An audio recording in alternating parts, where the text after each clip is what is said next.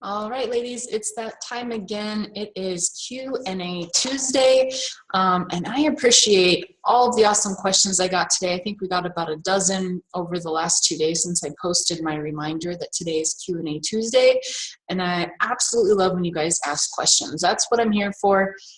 This is your opportunity to ask me questions and to get tips and advice based on what you're working on and what you're struggling with. My one-on-one coaching is for my clients, but this is still your opportunity to kind of get that one-on-one feedback from me here in this free community. So I absolutely love doing Q&A Tuesdays. I also enjoy doing them too because a lot of the questions that you guys ask, a lot of other people in this group are thinking and they're just nervous to ask or afraid to ask. So that's the other reason I love this too. So we can share this information with the whole community and answer some questions that some other people might be thinking.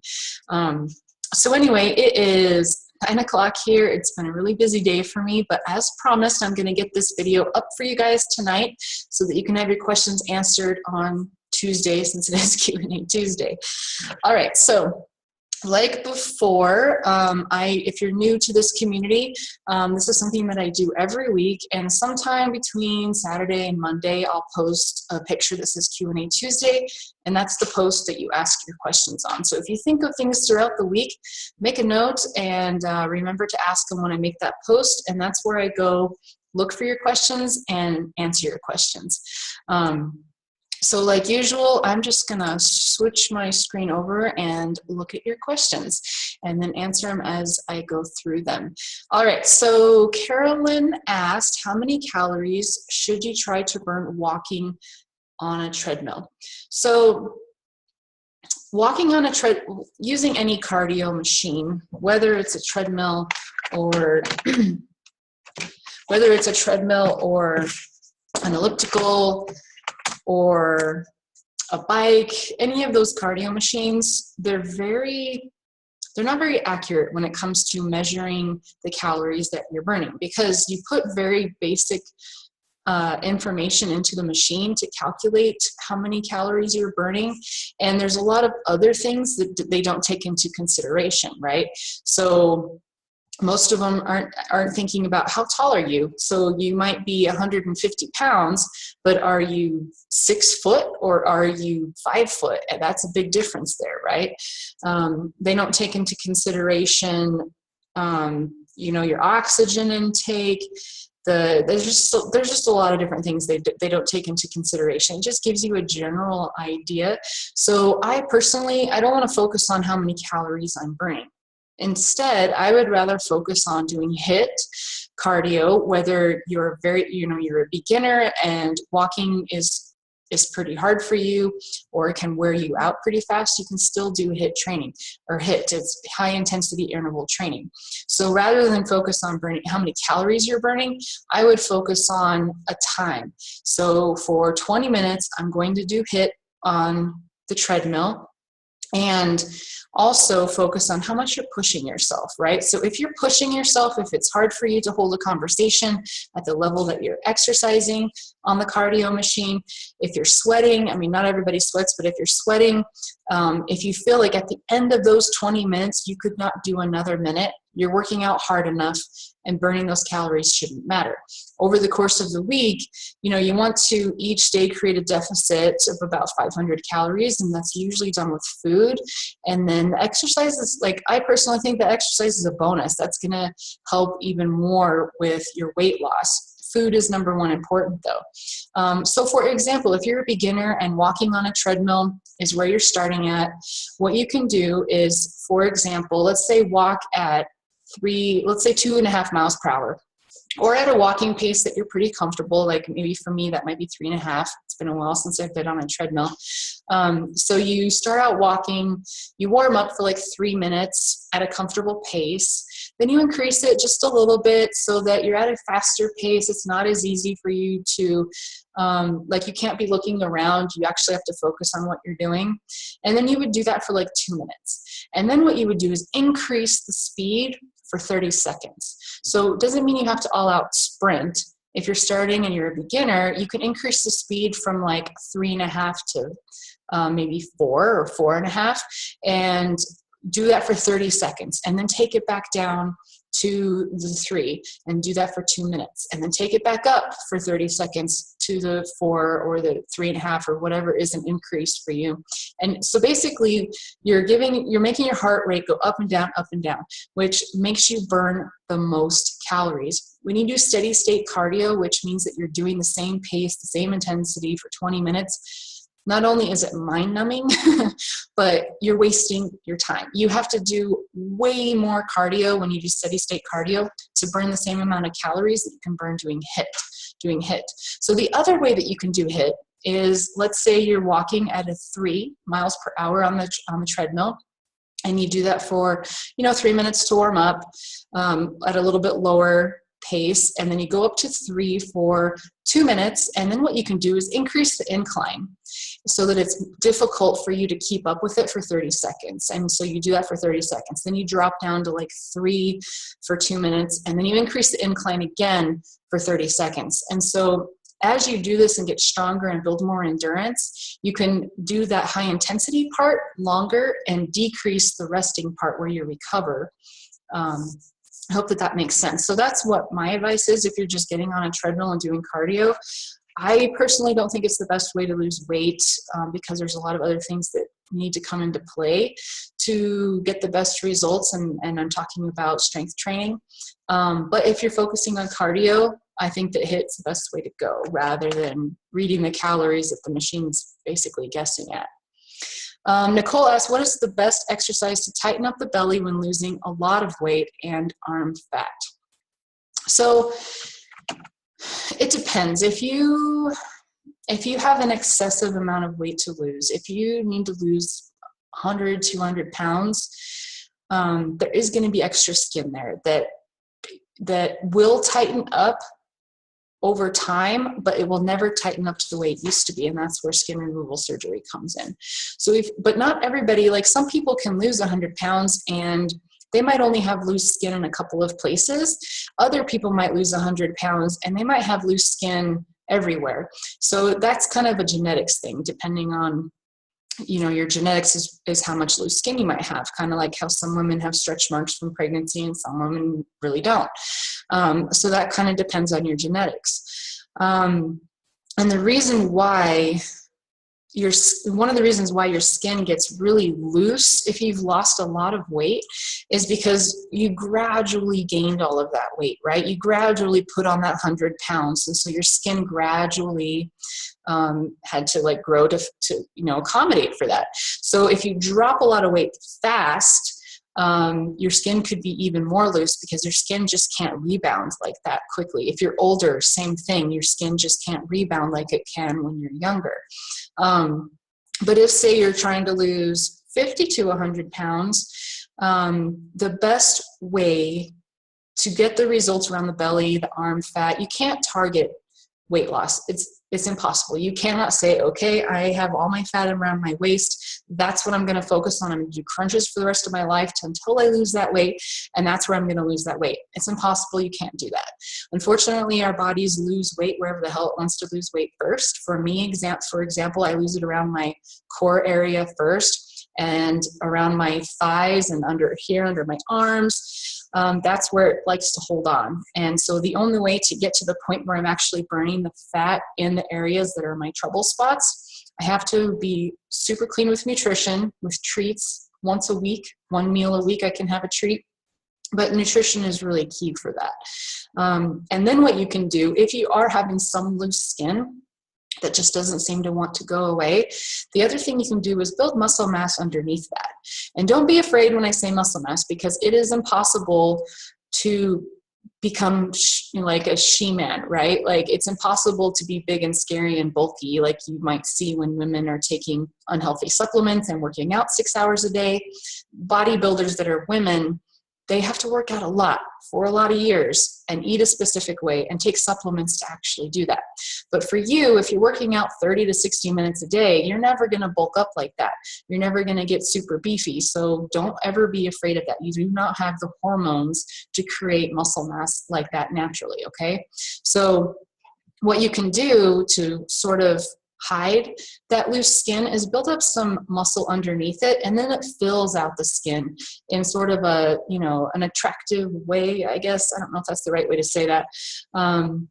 But it sort of fills in that extra skin you have when you have muscle, because you're, you know, you're replacing the fat with muscle. Muscle takes up a lot less space than fat does, which is why, you know, basically we always say muscle weighs more than fat. It's because it's way more dense. But by increasing your muscle mass, like for example, in your core area, that can fill in some of that loose skin on your stomach, and it doesn't look like fat, it looks like you have definition. So that's what I mean when I say in an attractive way. So that's what I would recommend, is really focus on nutrition. So important, and avoiding foods that, you know, bloat you, avoiding, you know, giving yourself lots and lots of water, and then focusing on strength training. Strength training will always get you so much further than cardio because it burns more calories throughout the day. Muscle takes more calories to, you know, muscles need more calories basically to sustain themselves compared to fat. And so you're just burning a lot more calories than the muscle mass you have. And when I say muscle mass, remember, I'm not saying that you're ginormously bulky and strong. I'm talking about lean, you know, muscle definition that's really attractive on women. So I hope that answers your question. I know that it can be really frustrating when you've got a lot of loose skin, but that's basically what you can do aside from skin removal surgery. All right, so Carolyn asked, why can't you buy Shakeology from the stores? So the way that, okay, so Shakeology and Beachbody, I'm sure you all know that I'm a Beachbody coach, but I market myself and share about myself as an online health and fitness coach. And I just use their products to help you guys because they worked for me, right? So Beachbody started about 10 years ago, just selling their products on infomercials. And what they saw in their message boards was that a community of people were coming together and supporting each other. And that's where the coaching opportunity came in. They realized that just by selling their products on infomercials, people weren't missing this huge link. Yeah, they were getting the fitness with nutrition guidelines, but they didn't have support from a coach to keep them on track, to keep them accountable, to support them, to answer their questions, to give them new meal plans and recipes and connect them with the, you know, tools and resources that they needed. They realized that was a huge missing link, and if they brought in the coaching opportunity, then that gives people the opportunity to build not only a home-based business, but it also gives all of you guys the opportunity to have a coach to help you. So if you go into GNC and you buy like lean shakes, that's one that I had tried a couple of years ago before Beachbody. If you go in and buy lean shakes from GNC, that employee at GNC is not going to check in with you. They're not going to give you a mobile app where you can log in and log your workouts and log your Shakeology. They're not going to check in with you every week and say, hey, how are you doing? What are your struggles this week? What can we work on next week? They're not going to put you in a group with a community of other women that are going to support you and connect with you. So that's why you buy Shakeology through coaches, because that purchase makes us your free coach, which I think is a hell of a lot better than going in and buying a shake at GNC or Sam's Club and then trying to figure out how to do this all yourself. From my experience, it's the fitness plus the nutrition plus the support you get from a coach that equals the long-term success in your goals. And so that is why it is not sold at stores. So I hope that makes sense. And I think that right there shows you the value that you get, and with not having to do it on your own, right? All right, next question is from Sarah. What's your opinion on when to stop eating for the day? I've heard mixed things about this. Stop eating after 7. Also would love to talk to you about intermittent fasting at some point. I promise I'm going to do a series on intermittent fasting. I've been doing it now for 3 months with amazing results following our meal plans. And I do want to do like a free challenge, something like 5 steps to intermittent fasting, so I can educate you guys about it, because a lot of people have misconceptions about what intermittent fasting is. And I can tell you about why I do it and why it's worked for me and why it helped me lose 20 pounds in a month with my fitness program and meal plans. So I promise I will do that once I catch up on some other things. So maybe July, I'll be able to do that intermittent fasting challenge within our free community. It's definitely on my to-do list. As far as when you should stop eating, So because I follow intermittent fasting, I don't really worry about when I stop eating because I delay my first meal during the day. And because I do that, I never go over my calorie goal. If you're somebody who eats 4, 5, 6 small meals throughout the day, and you start, first thing in the morning or right after your workout in the morning, I probably wouldn't want to eat after 6 or 7 o'clock at night, especially if you're going to bed at 8 or 9, 10 o'clock. If you're somebody who doesn't go to bed till like 12 or 1, then you could eat a little bit later. But if you're somebody who starts eating first thing in the morning and you're eating, every few hours throughout the day, I really probably wouldn't eat after 6 or 7 o'clock. If you're someone who follows intermittent fasting, depending on the period, your eating window is what it's called, then you can eat later if you want to and not worry about it. But I'll talk about that more when I do the intermittent fasting talk and information and challenge. Hopefully in July I can do that for you guys. Megan asked, how many carbs should we aim for per day or per meal? So when it comes to your macro split, so your macros are your carbs, your protein, and your fats. That's the bulk of what all of our meals are made up of, right? The general idea is to eat 40% of your calories from carbs, 30% from protein, 30% from fat. And I know, like, oh my God, everybody says we have to eat all this protein and stay away from carbs, but where you're misinformed is that those carbs are healthy carbs. They're unrefined carbs. They're carbs like brown rice and potato and beans and all those healthy carbs that are attached to fiber. So your body processes them differently, uses them for energy stores rather than fat stores like your breads and your pastas and your chips and those processed carbs. Those are the carbs you want to cut out of your diet. You want to eat those healthy carbs because your brain needs them for fuel and for energy, for concentration. Those are really, really important. And that's why they should take up the bigger part of your nutrition. And then, of course, 30% lean meats and then those healthy fats. It doesn't mean you're eating the bad fats like potato chips with all those saturated fats, foods with trans fats and things like that. It's like eating nuts and avocado and hummus, nut butters. Those are your healthy fats, and those are important too. It really is important to eat fat to lose fat, as weird as that might sound. So generally you follow the 40-30-30 split, and then you mess with it because everybody's body is different. There is no cookie cutter. Everyone must follow this meal plan, this program, this macro split. It's different for everybody. And so you follow the 40-30-30 for a couple of weeks. If you don't see any weight loss or maybe losing some of your bloat, if you don't see any results, then you can mess with it and maybe decrease the fat and increase the protein, or decrease the carbs by like 5% and increase the protein by like 5%, or drop the fat by like 5%. So when you make adjustments with your split, it's by very small percentages, and you have to give it a couple of weeks to see if it's working before you change it again. So when I say 40% of your calories come from carbs, if you're eating 1,200 calories a day, which not everybody should be eating that to lose weight. It just depends on where you're at and what kind of program you're following. But for example, if you're eating 1,200 calories a day, 40% of those calories should come from carbs. Now, how many should you eat per meal? I don't really worry about that so much. I know some people kind of like to have a really balanced meal.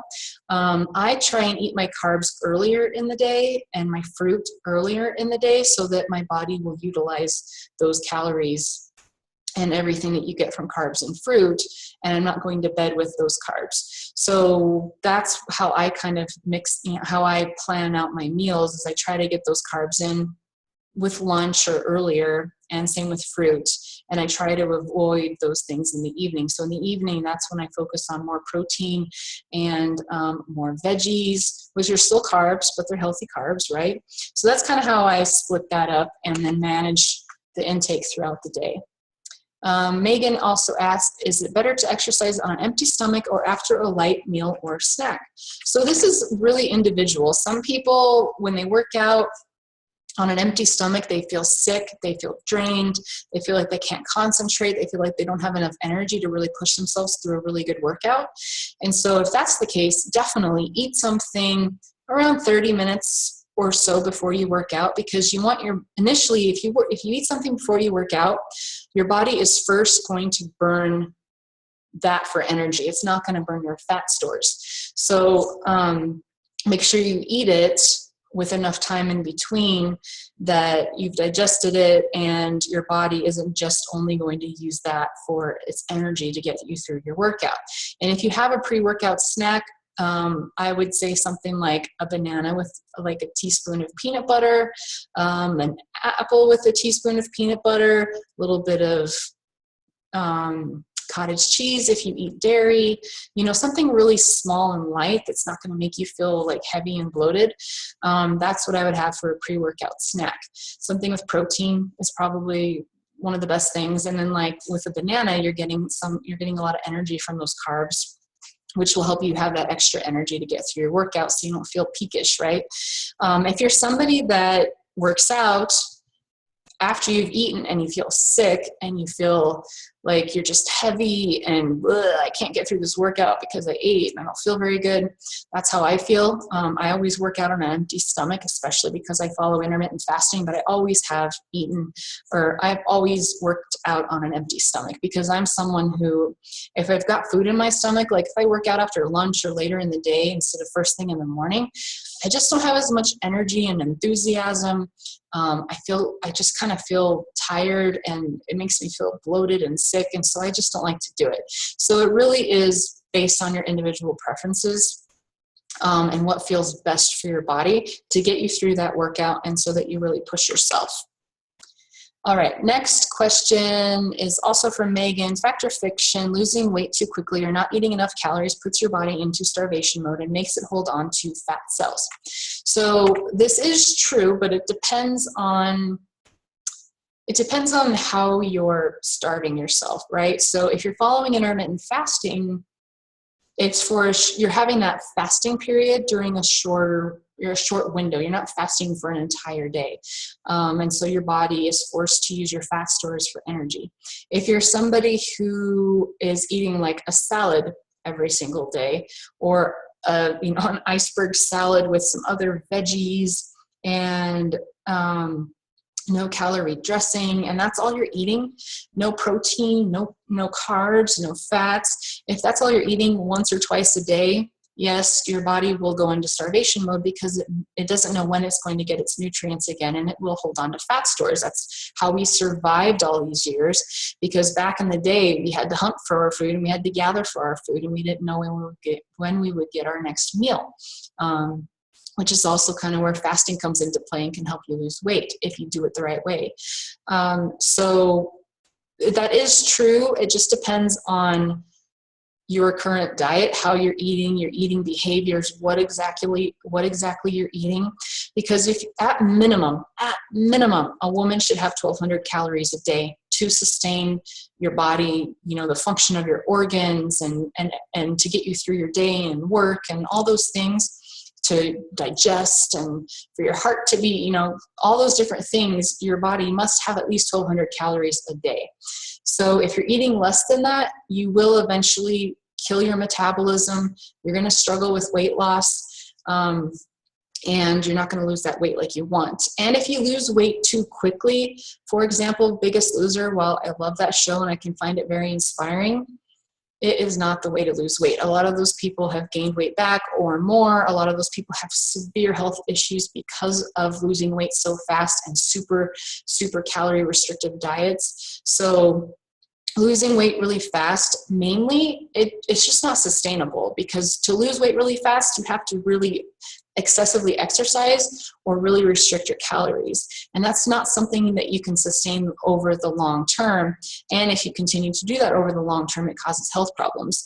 So if you're somebody who needs to lose 100 pounds or so, when you first start a program, depending on how you were eating before you started your program and your meal plan, you could lose 10 to 20 pounds in the first month because you have 100 pounds to lose. If you're somebody who has 15 pounds to lose, depending on how you were eating before that, what your activity was before you start your program and meal plan, you could lose 2 to 5 pounds in the first month, maybe only 1 pound. It just kind of depends on your starting point. So that's my opinion on that. So it really just depends on where you're starting. How long does it take to gain a pound of muscle? If I worked out hard for a few days and noticed the scale isn't moving in the right direction, could it be muscle gain already, or more likely due to other factors like inflammation, water retention, etc.? So I would say, like, I'm not I'm not a professional. I don't have a degree in exercise physiology or kinesiology or nutrition. I'm not a nutritionist. I'm not a dietitian. So, but in my opinion, from my own experience, from my own research, you can't gain muscle mass in a couple of days. It just doesn't happen. It takes more time. It takes more consistency. Your muscles, when you're lifting, you have to break them down. They have to rebuild. And that's where you start to gain that muscle mass. And it takes proper nutrition to also do that. So if you're, number one, don't weigh yourself more than once a week, because that makes you really obsessive. And women fluctuate in weight anywhere from 2 to 7 pounds in one day. And so if you're obsessively weighing yourself, and I say obsessive because you really should only weigh yourself once a week at the most, then you're going to get frustrated. You're going to think that what you're doing is not working. You're going to be hard on yourself. You're going to be angry with yourself. You're not going to stick with it because you get on that scale in the morning and you're like, well, fuck, it looks like I gained a pound and now I'm going to have a shitty day because of that. I don't want you to feel that way. And the other thing is, I used to obsessively weigh myself every single day, and it drove me insane. And I always get upset, and that number would kind of be how I would start my day, whether that was good or bad.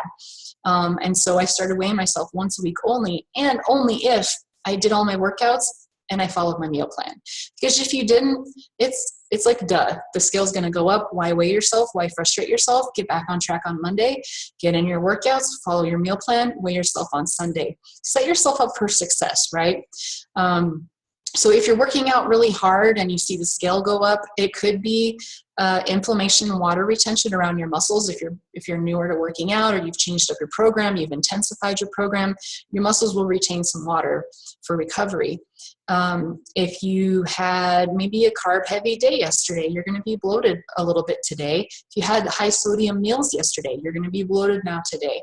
And those are all going to show on the scale. Depending on where you're at in your cycle this month, throughout the month when you weigh yourself, that can show in the scale. If you haven't gone poop, that'll show in the scale. So there's a lot of different reasons why the scale can be a lying bastard. And so I just recommend weigh yourself once a week, every other week, once a month, to sort of gauge and watch your progress and to make sure you're not gaining a lot of weight. But the fluctuation of a couple of pounds day to day, don't worry about that. Because the scale does lie, and you should really measure your progress on how your clothes are fitting, the kind of energy you have, if you feel bloated or if you're starting to feel lean, how you look, your progress pictures, your measurements. Those are all ways to more accurately measure your progress and to also not get frustrated with yourself. All right, so we've got a few more questions. I try not to make these videos too long, but I tend to talk too much. All right, and one more question from Megan. Does the body ever need a detox? I'm thinking detox teas, herbal cleanses, or does the liver naturally take care of that? So your liver does naturally detox your body and get out toxins and all of that. And so that's important. Your body does that naturally. If you're somebody who's eating healthy all the time, drinking lots of water to flush out those toxins, your liver is going to, for the most part, naturally detox you. If you're having digestive issues, if you're stuck on a plateau, if you're somebody who has been eating unhealthy for a very long time, or you come off a period of time of eating unhealthy, overeating, binges, drinking alcohol, those are all good times to have a detox, and because it gives your body the opportunity to not have the added stress of all these crazy foods that we put in it. Because let's be honest here, soda is a chemical. It's not a natural food that our body even knows how to process. So if we, doing a healthy detox, I'm not talking about juice cleanses because that just gives you a shit ton of sugar and is not a balanced way to eat each day. I'm talking about, like I've done a 3-day cleanse that I help my clients do. And that's one to sort of reset yourself, get rid of the bloat, help your digestive system get back on track, and get back on track after a period like a vacation where you really went overboard, or maybe right before a wedding to get rid of that bloat so you look amazing in your dress, or right before a summer vacation because you want to feel amazing in your swimsuit. Those are good. A 3-day detox is good for that. I've also done a 21-day cleanse that made I had huge, amazing results from that. And I'm not just talking about weight loss, but leaning out and dropping that water weight and giving my body the opportunity to, like I said, not have the added stress of dairy and the added stress of manufactured foods, and to just be able to function the way that it's supposed to function. And then what you do after you detox is you continue to follow a meal plan, and you continue to eat in a healthy way and exercise. You can't do a detox and go back to your old habits. Otherwise it was pointless and a waste of money, right? Waste of time and energy. So if you're going to do a detox, we can chat about that. I have some really good ones that you can do that are safe, that are balanced, that aren't going to make you sit on the toilet all day, because who wants to do that? And who has time for that, right? So we can always chat about that privately if a detox is right for you. But it's, like I said, it's a great way to get off a plateau. It's a great way to sort of reset things. And the other awesome thing about like a short-term detox, like 3 days, is it can reinvigorate you and get you excited again about losing weight, because immediately you're going to see some results on the scale. Granted, that's not fat loss, that's water loss and, losing the bloat.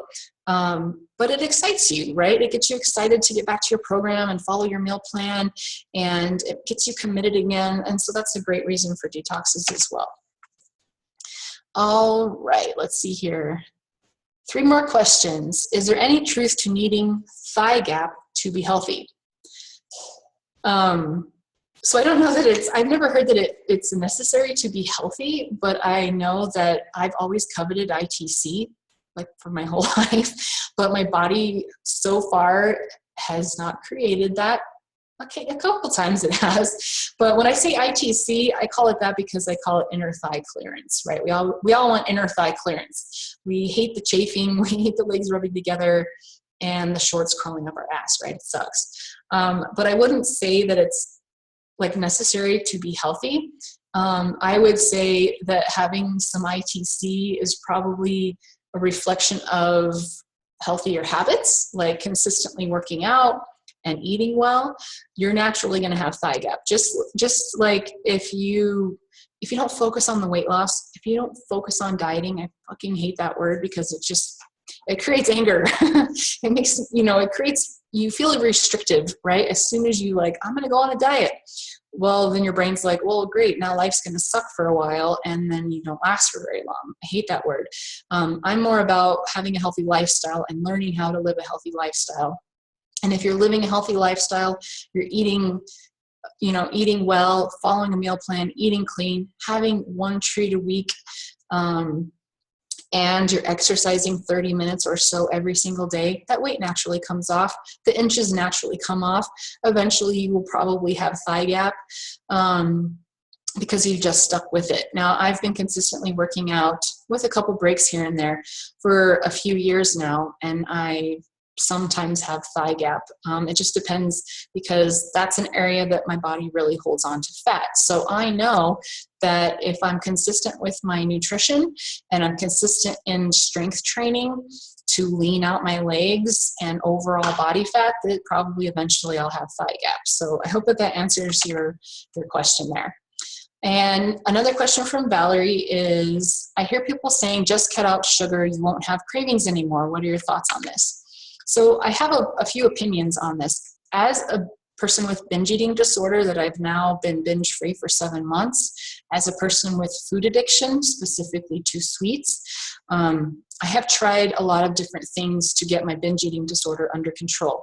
And one of them was abstinence. Abstinence from anything with sugar except for fruit, natural sugars. That's all I allowed myself.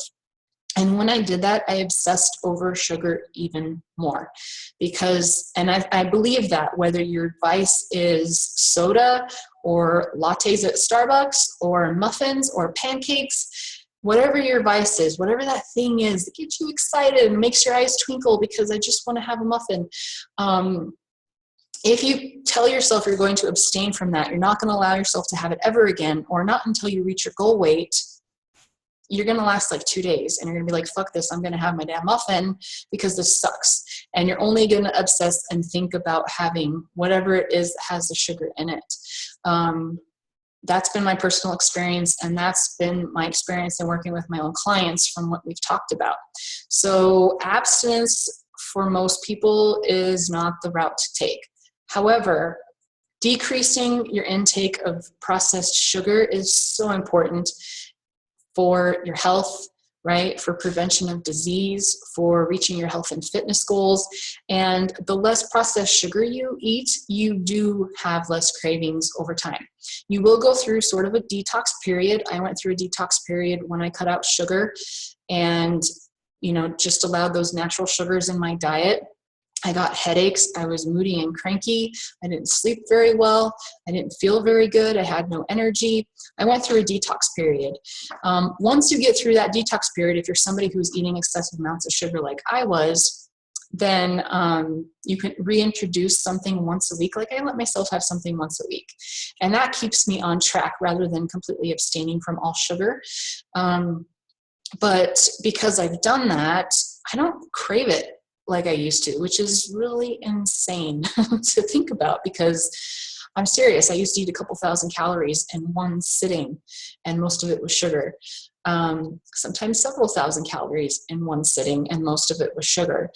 And so it's really, really insane for me to think that I don't really have cravings for it anymore. Occasionally I'm like, oh my God, I would love some pancakes. And that means I'll have it for my cheat meal that week, but I'm not going to have it every day because I know that I'm going to have it for my cheat meal. I don't obsess about it. I don't worry about it. But it is true that the more processed sugars you cut out of your diet, the less you're going to crave them.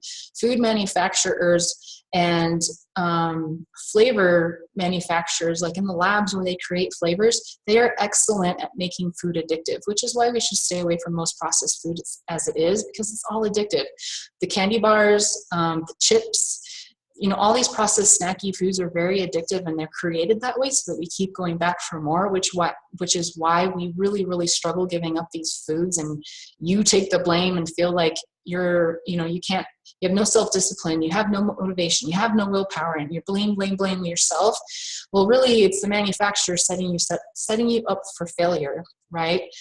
Because our bodies were created back in the day when we had to hunt and gather for food. They were created to seek out calorie-dense foods and high-fat foods because immediately you're getting a bunch of calories in your system when you haven't eaten in a while. And that hasn't changed with the way our bodies function, which is unfortunate because now food is everywhere. Like it's at arm's length all the time, super easy to get and super cheap. So our bodies are still seeking out high-calorie dense foods.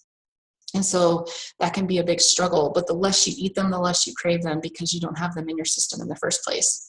So just know that you could go through a detox period if you're somebody who, like I was, and was eating a lot of it, and know that it does get easier with time. The longer you keep it out of your diet, the longer that, or the better that your urges will get, the better that your cravings will get. And then when you have like a cookie, you're totally satisfied from it and you don't feel like you need to have more. Whereas before I'd be like, give me a whole box of cookies and I'm going to eat all of them while I watch Netflix. And now I can just have like one and I'm happy with it. So I hope that's a really long way to answer your question. And then Nicole asked one more question. What are your thoughts on the keto diet? So this is the last question. I've talked about this on previous Q&A Tuesday videos. And like I said, I'm not a nutritionist. I'm not a doctor. I'm not a certified professional. I was a certified personal trainer years ago, and I share from experience. And in my opinion, in my experience from working with my clients, something like the keto diet is not sustainable. From my own research, it can cause health problems. especially if you do it long term. It's not a diet you're not meant to follow that diet long term because it can cause a lot of health issues. When you follow a diet like that, you need to be monitored by a doctor or a professional so that you can avoid those health issues and not, to avoid the health issues and not, and to because at some point you have to stop it. You can't eat like that for the rest of your life. So to me, it's a diet. It's something that you can do now to lose a lot of weight up front, but that you have to quit and go back to normal life, a normal way of eating. And that's when you gain all the weight back because you didn't learn how to eat in a healthy way in the first place, because that diet doesn't teach you how to eat healthy. It teaches you how to eat a lot of fat, right? And a lot of protein, from what I understand. And if you continue to do that over time, you're not going to be losing all that weight anymore. You're going to be putting on weight, and you're going to be creating health issues and lifestyle disease. So as you guys all know, I'm all about lifestyle changes, creating a healthy lifestyle, and following a meal plan that's not a diet, but something that you could do forever.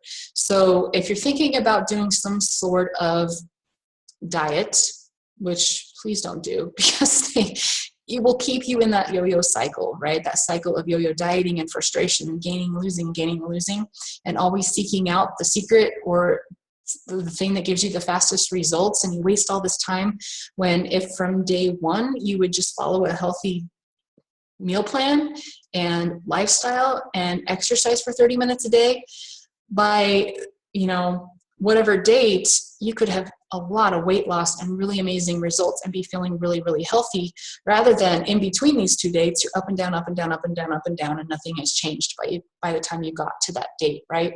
I hope that makes sense.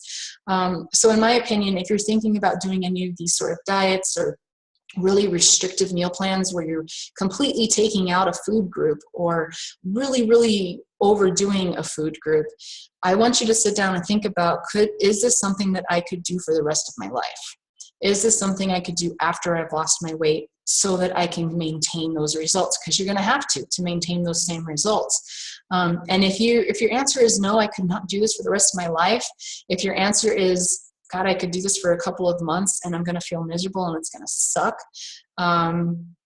then you shouldn't do it. You should really focus on a balanced meal plan that's going to get you those results and keep them off.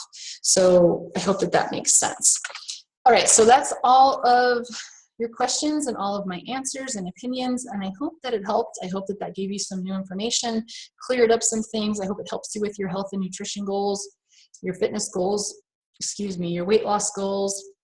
That's what these videos are for you guys to be able to ask questions and get some help from me. So I hope that I did that tonight. If you have any questions about anything I talked about tonight, or any comments about what I talked tonight, I would love to see them. So throw them in the comments below. If you've been in this community for a while, I usually do these videos live through Facebook Live, but I just don't have the reliable internet to do that right now, so I'm having to record these. So I really miss that interaction that we have when I do these lives, and you guys continue to ask questions and engage with me in conversation. So please throw those comments below so I don't feel like I'm just talking to nobody like I do at the moment. And I hope you guys have a great night, and continue to check into the community, because we'll always be doing new and fun things, and I'll be sharing my journey and sharing information that works for me so that it can work for you too. Have a great night.